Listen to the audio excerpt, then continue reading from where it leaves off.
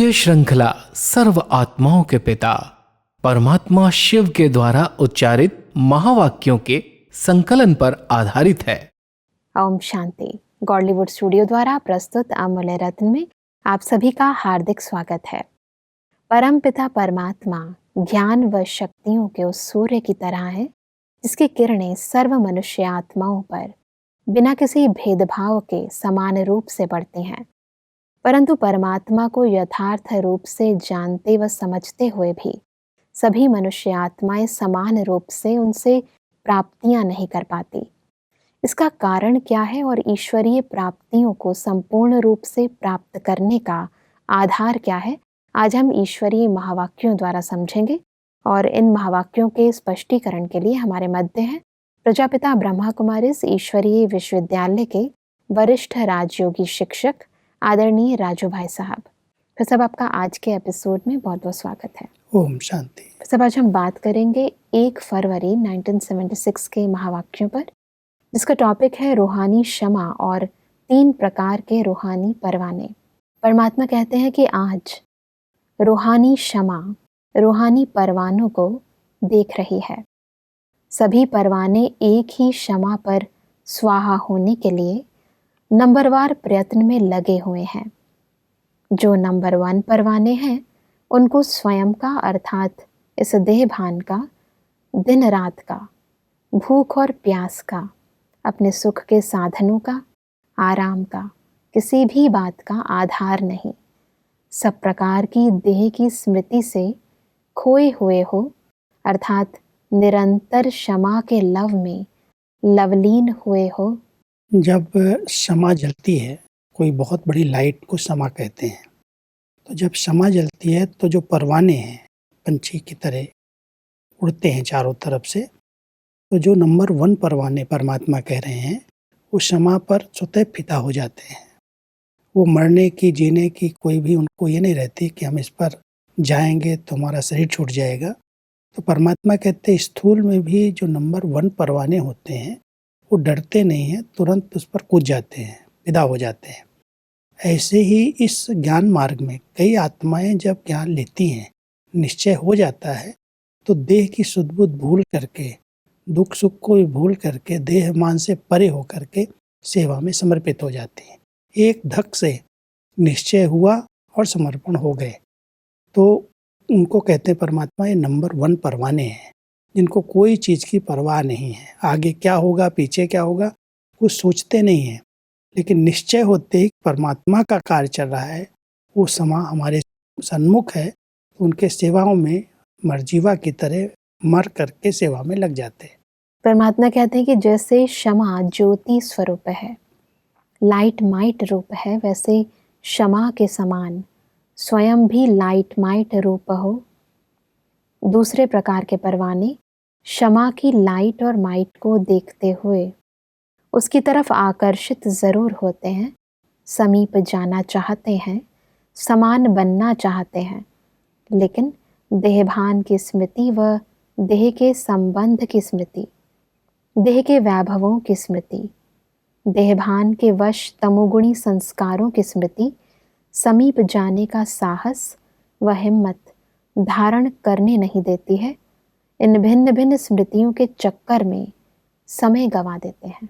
कई बाबा के ऐसे बच्चे ज्ञान मिलते ही तुरंत समर्पित हो जाते हैं, क्षमा पर फिदा हो जाते हैं। कई हैं जो सोचते हैं, पता नहीं मेरा संस्कार ऐसा है, मेरे संबंध ऐसे हैं, मेरे हिसाब किताब ऐसे हैं, सोच सोच करके समय निकाल देते हैं। तो परमात्मा कहते हैं कि दूसरे प्रकार के परवाने जो हैं, एक हैं लौ में लीन होने वाले, एक हैं समाने वाले, और दूसरे हैं सोचने वाले। सोच सोच करके कदम आगे, निश्चय है कि परमात्मा का कार्य चल रहा है, इसमें हमें सहयोगी बनना चाहिए, लेकिन चाहनाएं हैं, करने की हिम्मत नहीं आती, समर्पित होने की हिम्मत नहीं आती, तो परमात्मा कहते हैं सेकंड नंबर हो जाता है। इसलिए देखना ये है कि मैं एक धक से समर्पित होने वाला हूँ, कार्य में परमात्मा के कार्य में विदा होने वाला हूँ, या सोच ही रहा हूँ पता नहीं मैं चल सकूँगा या नहीं चल सकूँगा, मेरा भविष्य क्या होगा, तो ये सेकंड नंबर हो जाता है। तो इस सेकंड नंबर का कारण क्या है? कारण यही है कि एक ढंग से संपूर्ण निश्चय बुद्धि नहीं बनते, जी। एक दूसरे को देखते हैं। कई बार संगठन में कमजोर आत्माओं को देखने से वो शक्ति नहीं आती।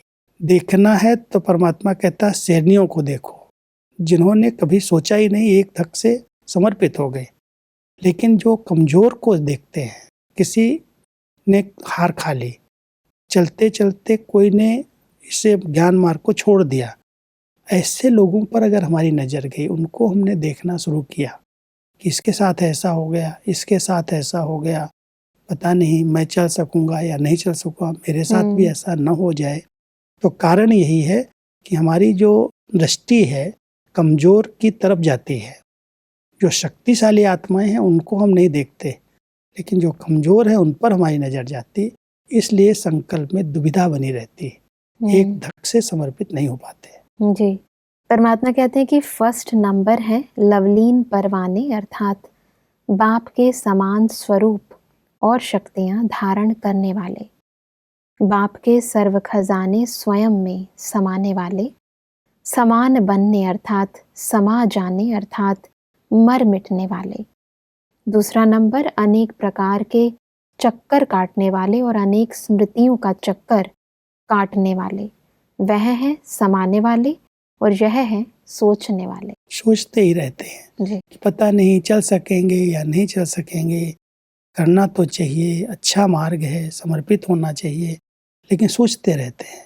वो तो एक धक से लवलीन हो गए, एक धक से सेवा में लग गए, सोचा नहीं, देखा नहीं किसी को। परमात्मा आया है, नई दुनिया की स्थापना कर रहा है। बहुत सारी आत्माएं जो आदि रतन जिनको हम कहते हैं, जी। उन्होंने एक धक से निर्णय ले लिया जी। और निर्णय लेने के बाद वो सेवा में लग गए, समर्पित हो गए। उनको परमात्मा के नंबर 1 परवाने, जो एकदम विदा हो गए, लौलीन हो गए। लेकिन दूसरे नंबर के जो आए, वो सोचते हैं पता नहीं मैं चल सकूंगा या नहीं चल सकूंगा, मेरा भविष्य क्या होगा, और सोच सोच करके समय व्यतीत कर देते हैं। सेवाएं भी करते हैं, लेकिन एक धक से निर्णय नहीं लेते। निर्णय न लेने के कारण वो दुविधा में रह जाते हैं। परमात्मा कहता है एक है समाने वाले और दूसरे हैं सोचने वाले। जी। तो आप कौन से परवाने हैं, इसका खुद निर्णय करो। परमात्मा कहते हैं तीसरे नंबर के परवाने क्षमा को देख आकर्षित भी होते, सोचते भी, लेकिन दुविधा के चक्कर में रहते हैं, अर्थात दो नाव में पांव रखना चाहते हैं। माया के अल्पकाल के सुख भी चाहते हैं और क्षमा द्वारा व बाप द्वारा अविनाशी प्राप्ति भी चाहते हैं। ये है बार बार पूछने वाले, वह सोचने वाले और ये पूछने वाले। ऐसा करें या न करें, प्राप्ति होगी या नहीं होगी, हो सकता है या नहीं हो सकता है, मुश्किल है या सहज है, यही एक रास्ता सही है या और भी है। ऐसे स्वयं से व अन्य अनुभवी आत्माओं से पूछने वाले। वास्तव में ऐसे बहुत सारे इस समय जो नए नए ज्ञान में आते हैं, जी। और विशेष करके हमने देखा है जो समर्पित होने का जिनको गोल्डन चांस है, कुमारियों को, कन्याओं को इस ईश्वरीय सेवा में अपनी जीवन सफल करने का चांस है। लेकिन वो जब ज्ञान में आती हैं तो सोचती हैं समर्पित होने के बाद ये करना पड़ेगा, ये करना पड़ेगा, इसे नौकरी करें या क्या करें, दुविधा में रहती हैं और बार बार पूछती रहती हैं कि कर लें, पता नहीं आगे चल सकेंगे या नहीं चल सकेंगे, कुछ तो हाथ में पैसा होना चाहिए, कुछ ऐसा होना चाहिए। दो नाव में पाँव रखे। अब दो नाव में अगर कोई पाँव रख करके चलेगा तो उसका हाल क्या होगा। जी। इसलिए परमात्मा कहता है निर्णय करना तो एक धक से करो। हर एक का भाग्य अपना है, तकदीर उसके साथ है। अगर हमारा संपूर्ण निश्चय है तो ऐसा कभी नहीं सोचना चाहिए इसके साथ ऐसा हुआ मेरे साथ भी न हो जाए। दुविधा के संकल्प जो हैं परमात्मा कहती है 3rd नंबर के परवाने बना देता है। 1 नंबर वाले तो एक धक से समर्पित हो गए, दूसरे वाले सोच सोच करके होते हैं और तीसरे वाले दो नाव में पाँव रख करके चलते हैं, पूछते रहते हैं। वो जो दुविधा वाले संकल्प हैं परमात्मा कहते हैं वो 3rd नंबर बना देते हैं। इसलिए अभी पूछने वाले परवाने नहीं बनो, समर्पित होने वाले, फिदा होने वाले परवाने बनो। वैसे परमात्मा कहते हैं कि इच्छा है, लेकिन इच्छा मात्रम अविद्या होने का साहस ही नहीं है। मिलना भी चाहते हैं लेकिन जीते जी मरना नहीं चाहते। जीते जी मरने अथवा छोड़ने में हृदय विदीर्ण होता है। ऐसे 3 प्रकार के परवाने क्षमा पर आते हैं। इच्छाएं तो सब में हैं कि ये करना चाहिए, बहुत अच्छा है, लेकिन अंदर अंदर जो एकदम मरना पड़ता है, मरजीवा बन गए, माना एक धक से मर गए, उसकी हिम्मत नहीं रही, साहस नहीं है। इसलिए सबसे पूछते हैं करूं या ना करूं, कैसे करूं। तो परमात्मा अपने बच्चों को कह रहे हैं कि आप कौन हो, अपने आप से पूछो कि मैं इच्छा मात्रम अविद्या, कोई इच्छाएं अगर नहीं है तो मरना बड़ा सहज है। इच्छाएं क्या रहती हैं, आजकल की जनरेशन के अंदर नई नई आत्माएं आती हैं, कहती कुछ तो बैंक बैलेंस होना चाहिए, कभी आई वेल के लिए कोई चीज़ ज़रूरत पड़ी तो कहाँ से लाएंगे, मुझे किसी के आगे हाथ फैलाना अच्छा नहीं लगता। ऐसे ऐसे संकल्प में दुविधा के अंदर डाल लेते। इच्छाएं हैं कुछ, लेकिन वो इच्छा मात्रम अविद्या स्थिति नहीं है, क्योंकि कई प्रकार की हद की इच्छाएं उस आत्मा को मर्जीवा बनने नहीं देती। क्योंकि मर गए तो सब इच्छाएं जैसे पूरी हो गई। परमात्मा अपने आप जो खिलाए, हमारा एक स्लोगन, हमारा एक प्रतिज्ञा रही है, परमात्मा के हम बच्चे बन गए, जो खिलाए, जहाँ बिठाए, जैसे बिठाए, जिस हालत में रखे, मैं आपका ही होकर रहूँगा। लेकिन कई आत्माएं इस बात में पता नहीं मुझे कहाँ रख देंगे, पता नहीं मुझे ये साधन मिलेंगे या नहीं मिलेंगे, ऐसा न हो मुझे सदा कर्मणा सेवा ही करनी पड़े, मैं योग्य हूँ, मैंने पढ़ाई की है, मैंने इतनी डिग्रियां ली हैं, फिर मुझे ये सेवा का चांस मिलेगा या नहीं मिलेगा। ये दुविधा के संकल्प जी। मर्जीवा बनने नहीं देते। मर्जीवा बनने वाली आत्माओं को चांस अपने आप मिलेंगे। परमात्मा कहता है चांस लेने की विधि आनी चाहिए। अगर अपने आप को आपने योग्य बनाया है तो योग्यताएं चांस अपने आप देती हैं। अगर मान लो कोई चांस मिलता है और आप कहते हैं अभी तुमने इस पर विचार ही नहीं किया, सोचा ही नहीं है, सोचेंगे फिर करेंगे, तो जैसे हमने चांस गंवा दिया। निश्चय बुद्धि होकर के अगर कोई चांस मिला है और आपने एक धक से हाँ किया, चांस ले लिया, तो परमात्मा कहते हैं आपने चांस लिया, वो योग्यताएं अपने आप आ जाएंगी। यहाँ पर बहुत समझने की आवश्यकता है। कई आत्माएं गोल्डन चांस मिलते हुए भी, जैसे परमात्मा की तरफ से हमें बहुत बड़ी लॉटरी मिलती है, लेकिन लॉटरी मिलते हुए भी हम उस लॉटरी का चांस नहीं ले पाते। संगम युग पर इतनी बड़ी लॉटरी है अपना भविष्य भाग्य बनाने की, भगवान के कार्य में मदद करने की, सहयोगी बनने की, उनको अपने बंधन में बांधने की, लेकिन फिर भी सोचते हैं और पूछते हैं करें या न करें, क्या होगा, फिर कैसे होगा। कुछ तो हमें सोचना चाहिए, हम बुद्धू थोड़ी हैं, हमने पढ़ाई की है, हम समझदार हैं। इस प्रकार का जो चिंतन है, परमात्मा कहता है वो उन्हें दुविधा में डाल देता है, वो सच्चा परवाना बनने नहीं देता। इसलिए ये सब संकल्प छोड़ करके एक धक से मरने वाली मर्जीवा आत्माएं पूरा भाग्य बना लेती हैं। बिल्कुल भाई साहब, बहुत वंडरफुल बात है कि इंसान जब जिस्मानी रिलेशंस में आता है, दुनिया में भी लोग विवाह करते हैं तो एक नया संबंध जोड़ते हैं, उसमें इस प्रकार के संकल्प नहीं चलते, परंतु ईश्वरीय संबंध निभाने के लिए इस तरह के संकल्प बार बार आते हैं। लौकिक में भी आजकल कई सोचने लगे हैं जी। पहले जमाने में तो बिना देखे बिना सोचे कर लेते थे जी। आजकल जितना बुद्धि बढ़ती है, ज्ञान बढ़ रहा है, दुनिया की हालतें देखते हैं तो सोचते हैं पता नहीं ऐसा न हो जाए, ऐसा कोई वर न मिल जाए जो शराबी हो, कबाबी हो, तंग करे, मारपीट करे। तो कई ऐसे होती हैं बहनें कुमारियाँ, तो सोचती हैं ये बात करें या न करें, लेकिन फिर भी एक लौकिक लोक लाज और मर्यादा के बंधन के कारण फंस जाते हैं। ईश्वरीय ज्ञान मार्ग में जो हमारे महारथी बहनें हुई हैं, जो बचपन से लेकर के ब्रह्मचर्य का पालन करके कुमारी जीवन में रह करके इस ईश्वरीय ज्ञान मार्ग में नंबर 1 गई हैं, उनको देखना चाहिए। बाकी कोई चलते चलते अगर कभी किसी संस्कार के वश हो गई, कोई उनका पुराना हिसाब किताब उनको दुनिया के अंदर ले गया जी। तो उनको देख करके हम निराश हो जाएं, हम अपनी हिम्मत छोड़ दें, परमात्मा कहते हैं ये तुम्हारी कमजोरी है।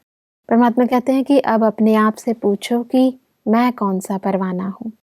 अनेक प्रकार की स्मृतियों के चक्कर समाप्त हुए हैं या अब तक भी कोई ना कोई चक्कर अपनी तरफ खींच लेता है।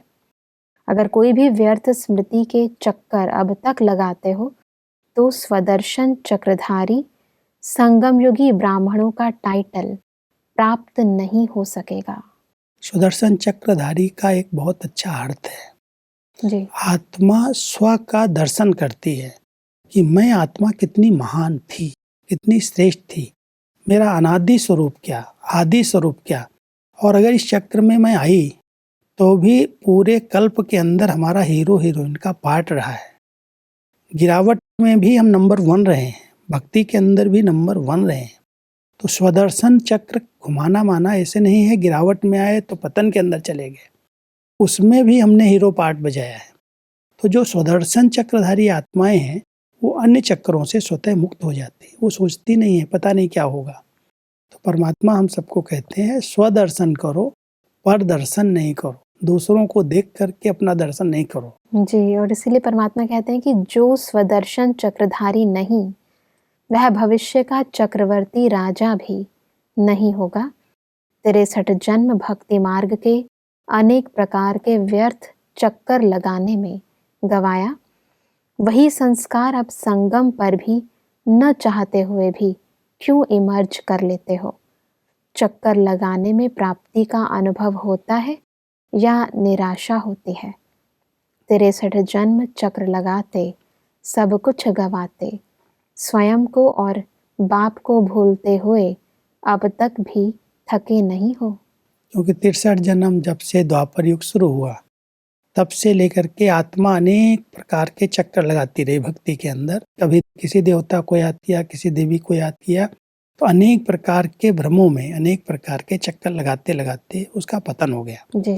अब जब निश्चय हो गया कि डायरेक्ट परमात्मा का ज्ञान मिला, वो अभी सृष्टि परिवर्तन के लिए आए हुए हैं, फिर भी चक्कर लगाना, सोचते रहना, तो परमात्मा कहते हैं तो तुम्हारे आधा कल्प के संस्कार हैं, उन संस्कारों के अनुसार अभी भी आप चक्कर लगा रहे हो।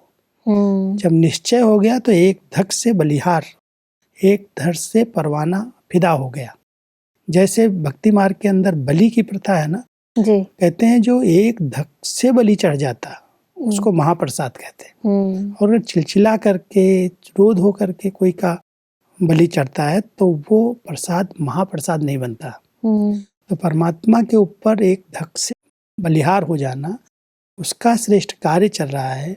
वो स्वयं आए हुए हैं, नई सृष्टि की स्थापना कर रहे हैं और हम सब बच्चों का आह्वान कर रहे हैं, आओ बच्चे इस कार्य में मदद करो। तो अगर हम सब एक धक से निश्चय बुद्धि होकर के समर्पित हो जाते, उसके सेवाओं में लग जाते हैं, हमारा भाग्य बन जाता है। अगर सोचते रहते हैं तो इधर उधर चक्कर लगाते रहते हैं। परमात्मा कहते हैं कि लेने के समय सब लेने में होशियार हैं, लेकिन छोड़ने के समय बाप से चतुराई करते हैं। क्या चतुराई करते हैं? छोड़ने के समय भोले बन जाते हैं, पुरुषार्थी हैं, समय पर छूट जाएगा, सरकमस्टांस ऐसे हैं, हिसाब किताब कड़ा है, चाहता हूँ लेकिन क्या करूँ, धीरे धीरे हो ही जाएगा, ऐसे भोले बन बातें बनाते हैं।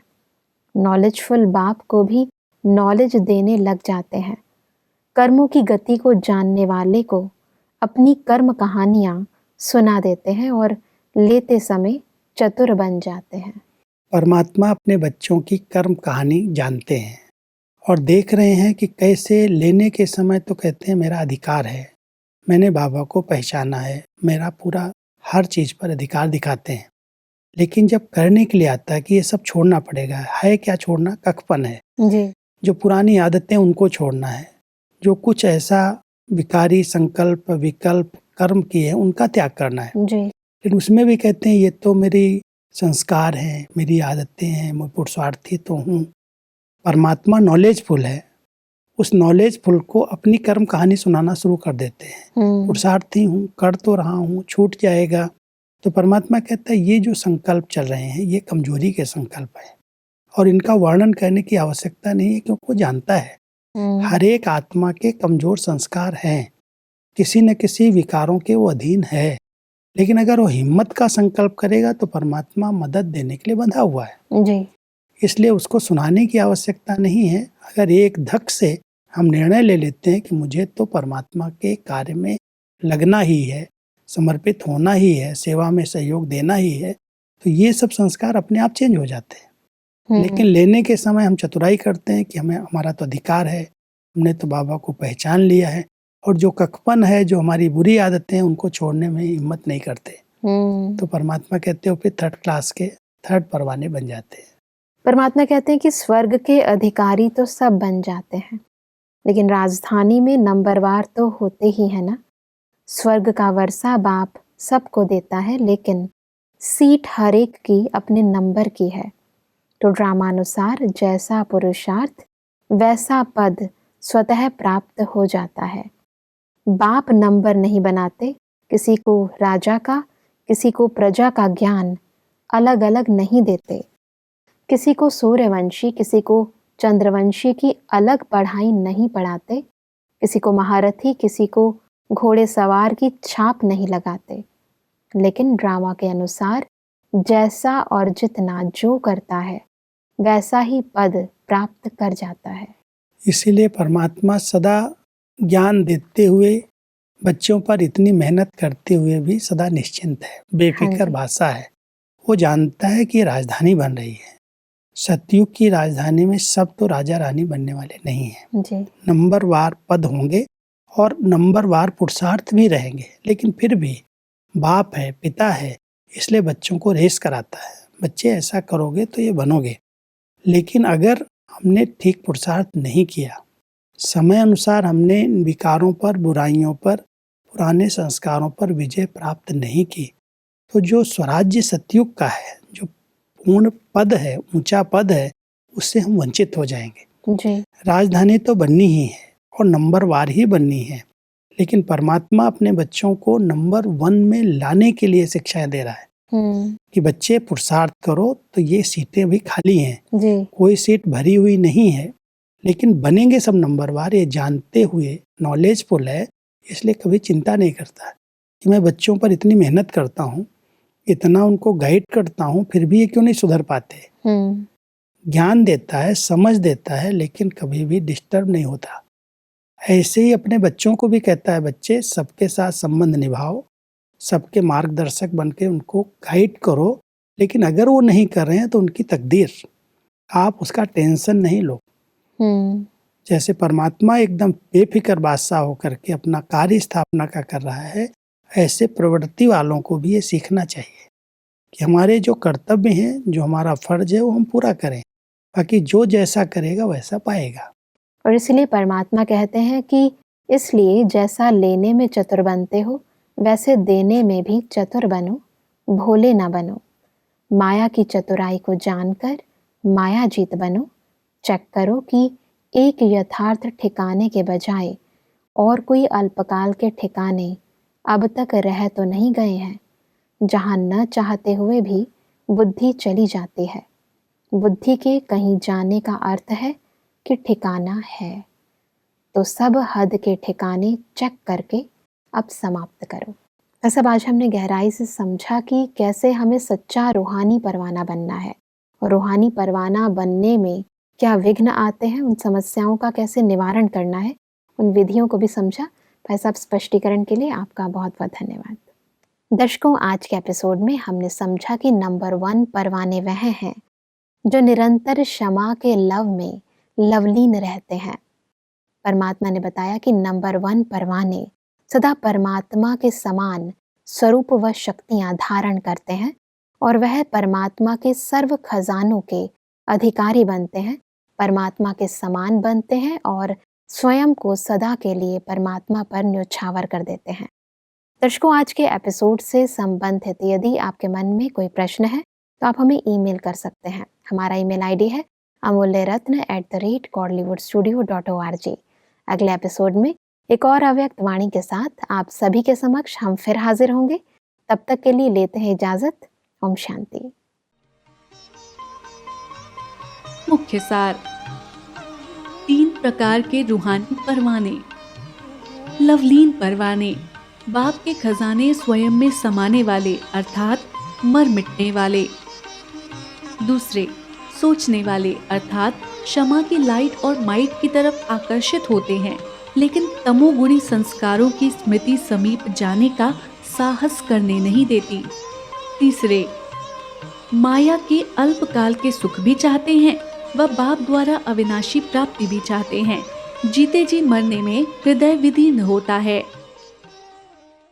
अधिक जानकारी के लिए संपर्क करें Amulya Ratan Godlywood studio, Manmohini Van, Shantivan post, Abu road 307510, district Sirohi, Rajasthan. Email ID है amulyaratn@godlywoodstudio.org। इस श्रृंखला को प्रजापिता ब्रह्मा कुमारीज ईश्वरीय विश्वविद्यालय के सेवा केंद्रों पर क्लास में नियमित रूप से चलाने के लिए गॉडलीवुड स्टूडियो से संपर्क करें।